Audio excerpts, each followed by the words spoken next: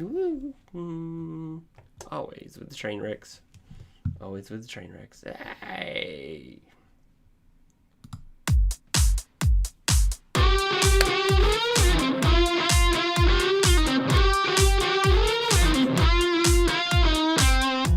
This is the One-Off Technology Podcast with your host, Roy Richardson. Each week we cover topics in the news and how they affect you. Sit back, relax, and open your mind.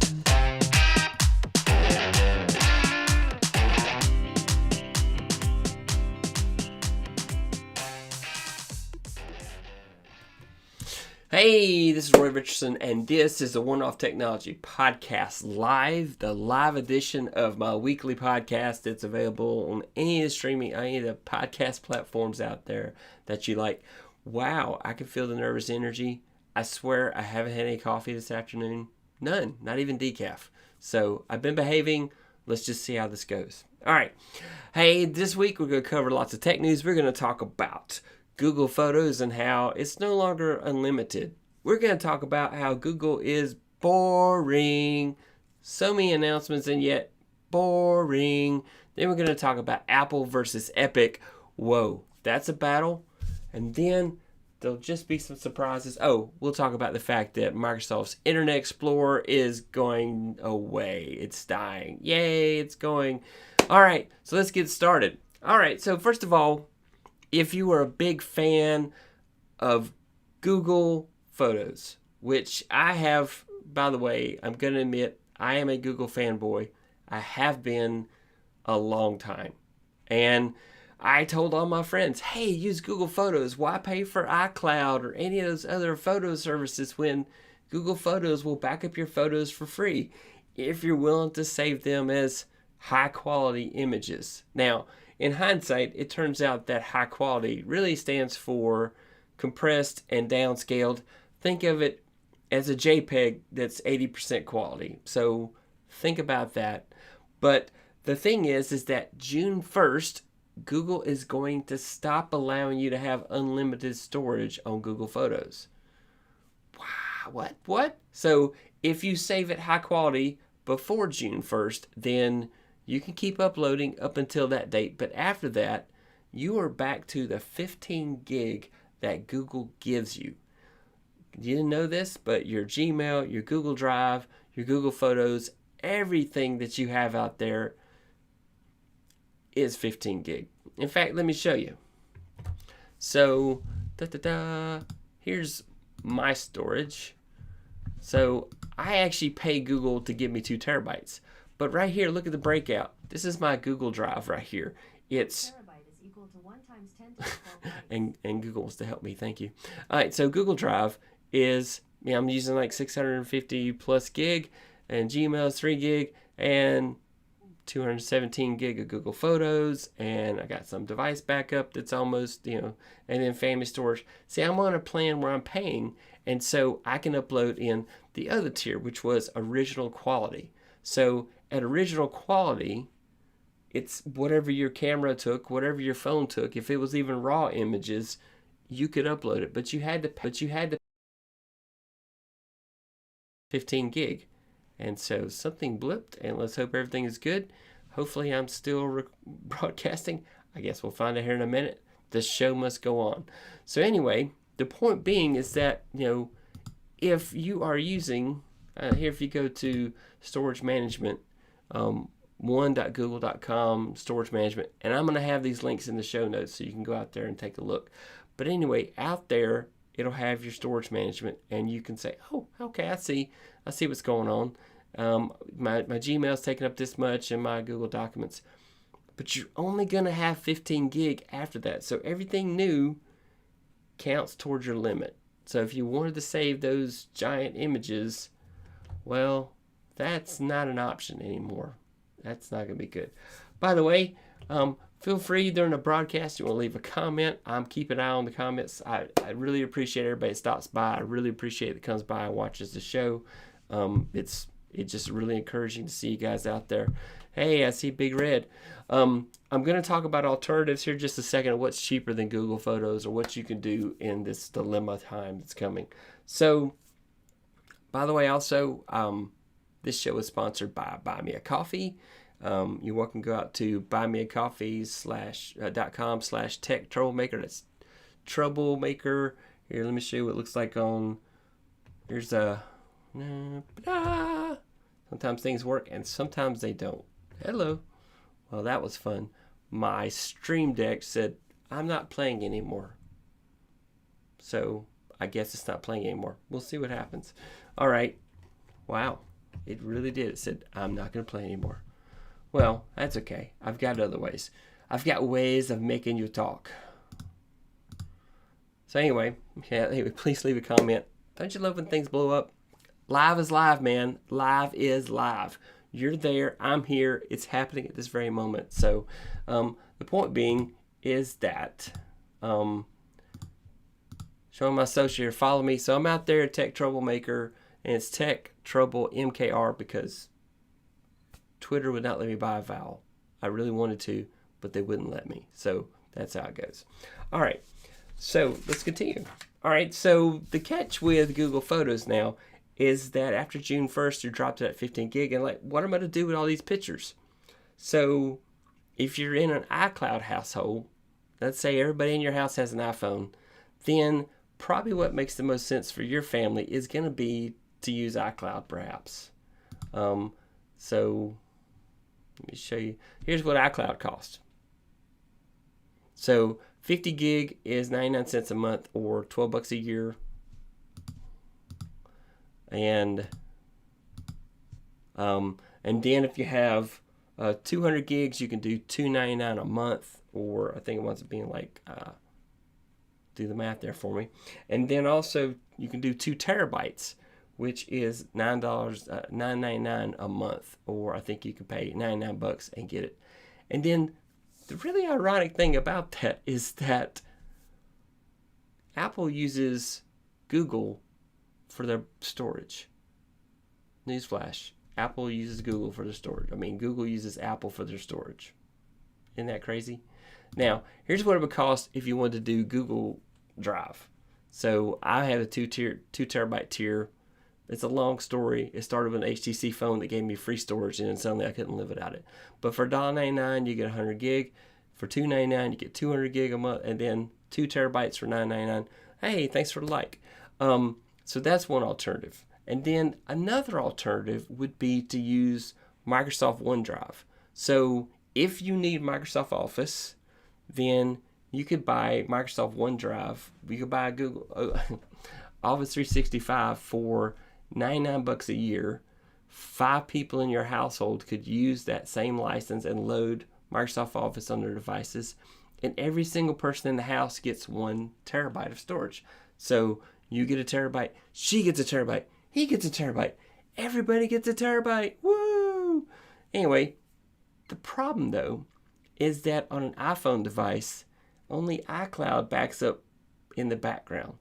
If you're using Google Photos or if you're using Microsoft's OneDrive, you have to have the app open in order for the backups to go over wireless or in the cloud. So that's a little disappointing, but something you need to be aware of is that, that's weird, but. And then there's yet another option, would be Amazon Photos. So if you have a Prime membership, then you already have access to Amazon Photos. You can load the Amazon Photos app on your phone, Android, iPhone, and you can back up to there. Except they'll only back up 5 gig of video.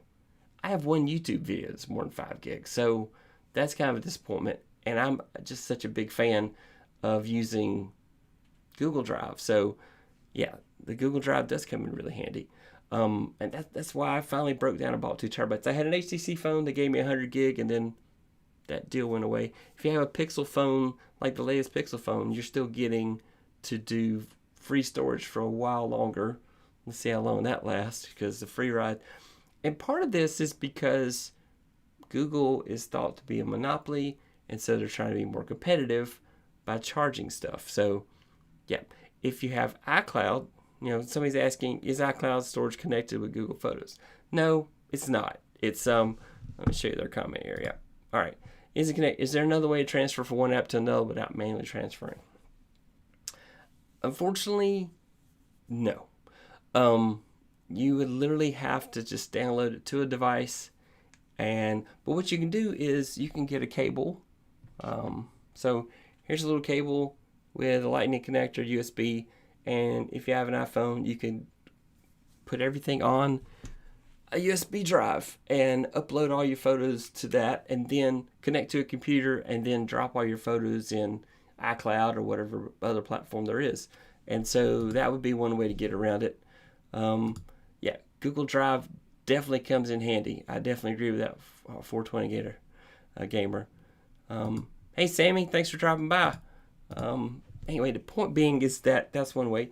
If you're on Android phone, of course, you can do similar with an Android phone and offload all the pictures there, or you can on your computer download all the images to your computer if you have space. If you're like me, I don't even have that much space anymore because I've overwhelmed it so much.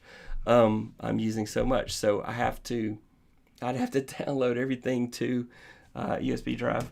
By the way, this is really cool. I got an adapter, and this is an NVMe chip, and this is 1 terabyte, really fast storage. But I can offload everything there and then transfer it over. It's a manual process. I wish there were a better way, but it's a very manual process. And maybe you don't have to give up on Google Photos. Maybe you don't save that many photos. Maybe you are not, that heavily committed to taking photos and everything. You can totally live with a 15 gig. Maybe you don't have very much in your Gmail. Maybe you don't use Google Docs. So that 15 gig you could use for all your photos on Google Photos. So when June 1st comes, maybe you don't have to make a switch. Maybe you can stay right where you are. So those are just some of the options. Now, just some of the options out there, what you could do different in case that's not going to work out for you. All right, we're going to try this. We're going to see if it blows up. And now we're going to start chapter 2. Hey, was that cool or what? All right, so chapter 2. So last week, I mentioned that Google I/O, which is their big developer conference and also where they usually announce lots and lots of new products, was last week. And I think Google's boring. I have been a fanboy of Google for a long time, and they just don't announce anything exciting anymore. What's going on with Google? Come on, give me something cool. It used to be that it felt like Google was at the forefront of new technologies, and now it's over. It just feels like it. I know they'll come back with something really cool, and they've done lots of little baby steps trying to catch up with other vendors and everything, and it works. It's what they're doing. So, yeah, that's the kind of stuff that happens. By the way, if you would, I'd really appreciate if you subscribe to my channel. This is the kind of stuff I do every week. I also do tech tutorial. I do how-tos. Like I like to say, how-tos, tech news, and reviews. Those are the 3 things that you're going to find on this channel. And it's all involving technology. And it's about how technology, be sure to ring the bell, how different products can benefit you, technology-wise, and how to get the most out of them. And so, very important. That's what I like to talk about. And hopefully you learn something from this channel. I'm always looking for new topics people love to see tutorials about. Definitely, leave comments on the channel. I will get out there and definitely do my best to do tutorials on different products. Have a tutorial on Google Photos I was going to release, but with the going away, it's like, it's so sad. I don't want to tell people. But anyway, going back to Google I/O. So some of the things they announced this week were, first of all, they announced that, yes, I'm posting out the wrestling paper, that Google is going to merge their wearOS, which is on their Google smartwatches. There is Fossil, there is Samsung, all that have been using the wearOS. And so Google is merging with Samsung's OS that it's been using on the device, the Tizen. And so the catch there is that, what? So their biggest competitor in the watch space was running their same OS. And now Samsung's going to have a bigger stake in that. So Google bought Fitbit just 2 years ago. And Fitbit had just gone to Amazon. And then Google bought them. And now the Fitbits now finally have a flavor of the wearOS that's very tailored toward Fitbit. So the question is, what's going to happen there? What's going to happen there? Fossil, will Fossil make this jump as well? It's kind of a crazy thing. Then the next thing they announced, that's kind of cool, is 3D modeling, where they're working on a way to do a 3D model when you're in a video conference with somebody. So it's as if they're right there in front of you. So I'm 2D now, but in the future, I could appear 3D in this, and when you're seeing me. And so, yep, that's pretty cool. That's pretty cool. And then, and of course, they announced a new Pixel 6 phone is coming out, and they announced the new Pixel Buds that are coming out, and those are all cool things too. To me, though, the coolest product that they released is actually part of Chrome. And what's going to happen is that the password manager that's built into Chrome is going to now help you change passwords on sites that have been compromised. So I don't know if you've ever used the Google Password Manager, but it'll occasionally pop up now and say, hey, like 6 sites your passwords have been compromised on. I looked at those 6 sites, and those were 6 sites I haven't logged to 1,000 years, so I really didn't get anything, and then it would just be the hassle of reconnecting the account. But the point being is that instead of having to go to those 6 sites, Google's Password Manager built into Chrome, it's going to let you change the password right there in the Password Manager, and then go off to the website and change it for you. And so that's going to make it so much easier, especially on sites that you haven't logged into in a long, long time. And you really should pay attention to that. It really is important that you don't use the same password at every site, because if your password is compromised on one, then you're compromised on everyone. And so, yeah, so don't use the same password on every site. You should have a different password for every site, and you should have letters and numbers and special characters in order to make it more complex. You also could do phrases and change out O's for zeros and change L's for ones or I's for ones. Of course, it gets a little complicated if you use a password keeper and you have to remember all that. But a friend of mine did a 256 character password. Why? Because he could, and he literally did like his favorite poem, and it had spaces in it and capitalization. And so it would take a password cracker like forever to figure out that's what's going on, even if they did a dictionary crack, because it's too many characters. Password crackers so far don't currently go that high. When we get to quantum computing as a modern thing that's everywhere, it could happen then. But until then, to me, the password changer in Chrome is the coolest thing they released. Absolutely the coolest thing released. Okay, chapter 3. Okay, I'm supposed to do the wrestling sound. That's a shout out to Matt. Matt said, you know what? Every time you change chapters, you should have like a paper wrestling sound. I thought that was pretty funny. I'll give it a try. We'll see. Well, what do you guys think? Let me know in the comments what you think. Okay, next up, Apple versus Epic. So closing arguments were completed on Monday in the big Apple versus Epic trial, where Epic is saying that Apple is monopoly and that it's not being very competitive by taking 30% of all their commission that they make through buying apps or paying for downloadable content right there in the App Store, or doing magazine subscriptions. So even Netflix, when you subscribe to Netflix, you're paying Netflix has to pay Apple a portion because they're listed in the Apple Store. And as I mentioned last week, Apple's argument is, hey, it's our store. Customers are buying our phones, and they're using the store, and they're buying your product, and it's got visibility that it wouldn't have otherwise. And so we're benefiting you. Plus, we're doing quality control. That's a little bit debatable, but I mean, how many fart apps do you really need? I'm just saying, how many do you need? 4? Maybe it depends. So, yeah, that's the case. But anyway, so that's Apple, and so the judge is going to rule this in the coming months. It's hard to tell based on statements that the judge made. It seems like the judge buys Apple's argument that they have a right to charge what they do, but it also feels like maybe Epic has a chance. The point being is that if the judge rules in Epic's favor, it's going to dramatically change the app stores on Apple and Google devices, Android devices, because somebody's going to go back and take that same argument and sue Google for the same thing. Of course, Apple says Google is their competition, and therefore they're within their rights to do what they're doing. But are they? You know, they're making money off of us. We are the consumer.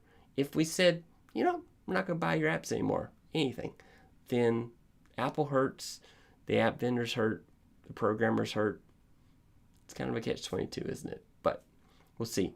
If Apple wins, it's kind of like saying, hey, just keep doing what you're doing. It's all good, man. Just keep doing what you're doing.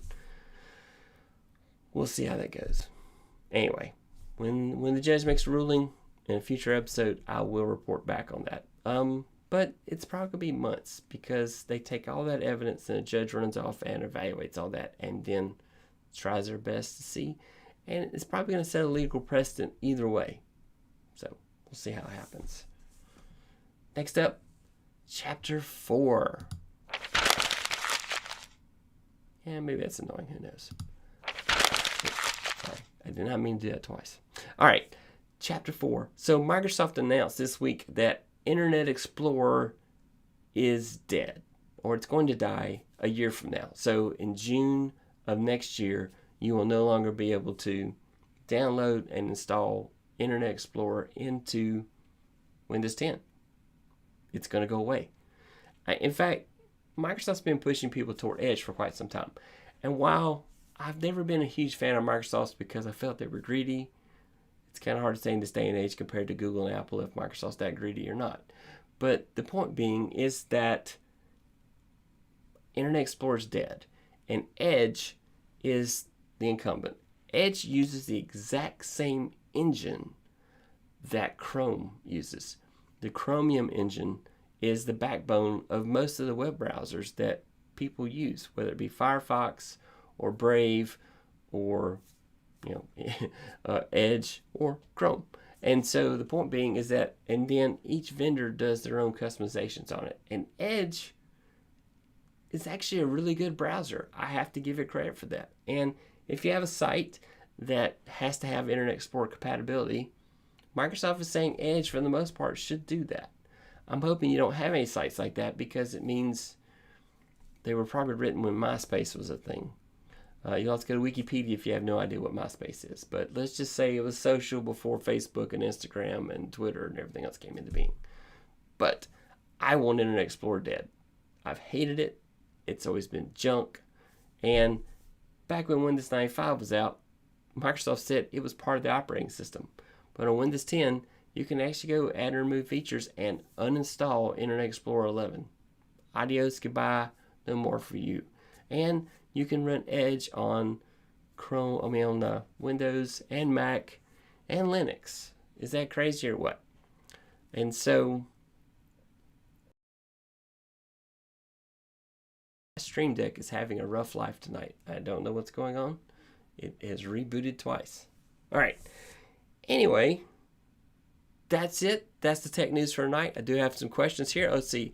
Big Red says, hey, I've heard some people say that other search engines are better than Google. If there is another, which is better and which would you recommend? So, unfortunately, Google is the best.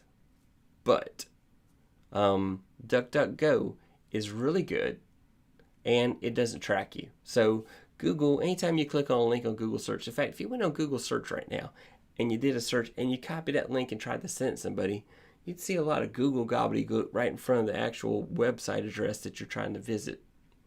And that's all part of Google's tracking. DuckDuckGo is a really good search engine. It hasn't searched the entire internet, so you're always going to find more things on Google search than you will any other. But DuckDuckGo is a really good search engine. And if you can break away from it, their language, their search language is very similar to Google's. Also, Bing, which is Microsoft. I have never been a fan of Bing, but it's because, again, I'm a little biased against Microsoft. So it's a challenge for me to like things at Microsoft. The first thing I do in my browser is turn off Bing. I go ahead and say, I don't like Bing. Yahoo actually uses Bing's search engine for Yahoo search. So be aware, if you're using Yahoo, you're using Bing anyway. So why pay Yahoo? Just go to Microsoft and use Bing.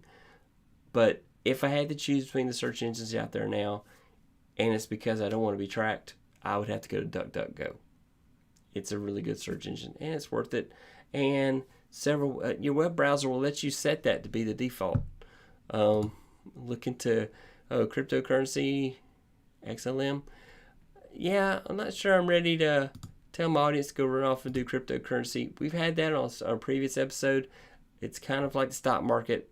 It's very much buyer beware, and you have to be careful. But I'm very interested in cryptocurrency. I have some Bitcoin. I have some Ethereum myself.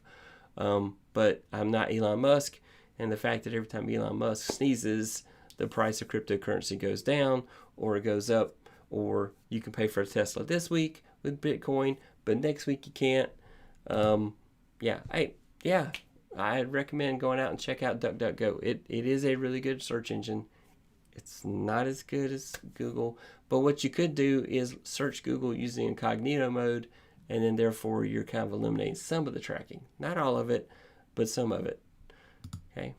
All right. A couple things I want to mention. First of all, the Friends reunion is on HBOMAX May 27th. No, I'm not being paid to say that. I'm saying that because it's something I care about. I'm interested in seeing the Friends reunion that's going to be on HBO Max. And it happens May 27th. So hence the Friends shirt. Okay. Better be careful. I'll get a copyright strike if I just do the theme song. Even no matter how bad I sing it. And then the other thing. Here's a brain teaser for next week. We may have more details. We'll see. What if Netflix was in the video game streaming business? What if? Think about that, because the rumor mills say that is a possibility, that Netflix is looking for a way to grow, and with everybody and his brother and all these streaming services, then Netflix is looking to get into video game streaming, and that could be really interesting, couldn't it? So what if your Netflix subscription, pay a little more and you get access to potentially popular video games? We'll see. All right. Thank you so much for watching. For those of you who listen to the podcast, thank you so much for listening to the podcast. Again, I would really be humbled if you would be so kind as to subscribe to my channel. Hit that like button. That tells Google that you like what I'm doing and that you want to definitely come around and watch this show again. I'm going to have tutorials coming out soon. Kind of took a break from that, but I'm going back to that. And so my hope is that soon there'll be tutorials released on Thursdays, and on Tuesdays we'll keep on here, 8 p.m. Eastern Time, doing the podcast live. Again, thank you so much for coming by. I hope you have a fantastic rest of your week. That's it. Thanks for watching, and we're out of here.